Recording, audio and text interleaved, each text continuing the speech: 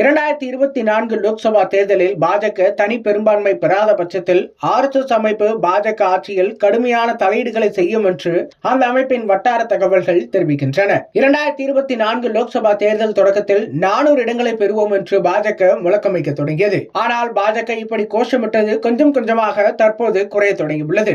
400 இடங்களை வெல்வோம் என்று அந்த கட்சியின் முழக்கம் முதல் கட்ட தேர்தலில் மிக பலமாக ஒலித்தது. ஆனால் இரண்டாம் கட்ட பிரச்சாரம் எதிலும் மூன்றாம் கட்ட பிரச்சாரத்திலும் கூட அந்த சத்தம் கேட்கவே இல்லை. உதாரணமாக மோடி கடைசியாக செய்த 15 பிரச்சாரத்திலும் 400 என்ற வார்த்தையை பயன்படுத்தவே இல்லை. மீண்டும் ஆட்சிக்கு வருவோம் என்பதை மட்டுமே கூறினார். மாறாக இலக்கு 400 என்பதை அவர் எங்குமே குறிப்பிட்டு கருத்து தெரிவிக்கவில்லை. லோக்சபா தேர்தலில் கடந்த கட்ட தேர்தல் மற்றும் நடக்கவுள்ள 4ஆம் கட்ட பிரச்சாரத்தில் பாஜக 400 இலக்கு என்பது தொடர்பான கோஷத்தை எழுப்புவதை நிறுத்தியுள்ளது. பாஜக 400 இடங்களை வெல்ல வாய்ப்பே இல்லை என்றும் கணிப்புகள் வர தொடங்கின. இதன் காரணமாக தற்போது பாஜக 400 இடங்களே இலக்கு என்பதற்கான கோஷத்தை நிறுத்தியுள்ளது. அதோடு பாஜக தனியாக ஆட்சி அமைக்கும் வாய்ப்பு இல்லை. பாஜகவின் மெஜாரிட்டி 272 தனியாக பெற வாய்ப்பே இல்லை என்றும் அந்த கட்சிக்கு சில ரிப்போர்ட் செல்கின்றன என்றும் கூறப்படுகிறது. அதாவது பாஜக தனியாக ஆட்சி அமைக்க வாய்ப்பு இல்லை, என்டிஏ ஆதரவுடன் ஆட்சி அமைக்க வாய்ப்புள்ளதாக RSS நம்புவதாகவும் சொல்லப்படுகிறது. என்டிஏ ஆதரவுடன் பாஜக ஆட்சி அமைக்கும் பட்சத்தில் பாஜகவிற்குள் பல உள்வேலைகளை பார்க்க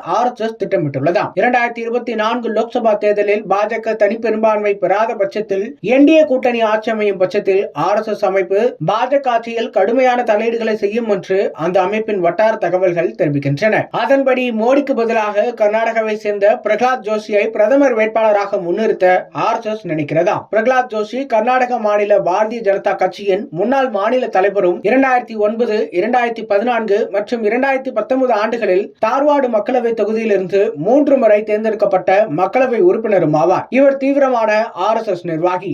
RSS அமைப்பில் இருந்து வந்தவர். பாஜகவிற்கு தனி மெஜாரிட்டி கிடைக்காத பட்சத்தில் இவரை பிரதமராக்க வேண்டும், இல்லை என்றால் என்டிஏ கூட்டணியை உடைப்போம் என்று RSS வற்புறுத்த தொடங்கியுள்ளதாம். ஏற்கனவே குஜராத்தில் பாஜகவிற்கு RSS சரியாக பணிகளை செய்யவில்லை. அப்படி இருக்கத்தான் RSS தரப்பை குஷிப்படுத்த மோடி தனது பிரச்சார யுக்தியை மாற்ற தொடங்கினார். உதாரணமாக இஸ்லாமியர்களை கடுமையாக தாக்கி பேசியதும் சுட்டிக்காட்டப்படுகிறது. சில மேடைகளில் இஸ்லாமிய இடஒதுக்கீடு, தாலி பிரிப்பு பற்றியெல்லாம் பிரதமர் மோடி பேசியது இன்னும் சர்ச்சையானது. இதெல்லாம் தேர்தலில் பணிகளை செய்யாத RSS தலைவர்களை உற்சாகப்படுத்த மோடி களமிறங்கிய யுக்தி என்றும் சொல்லப்படுகிறது.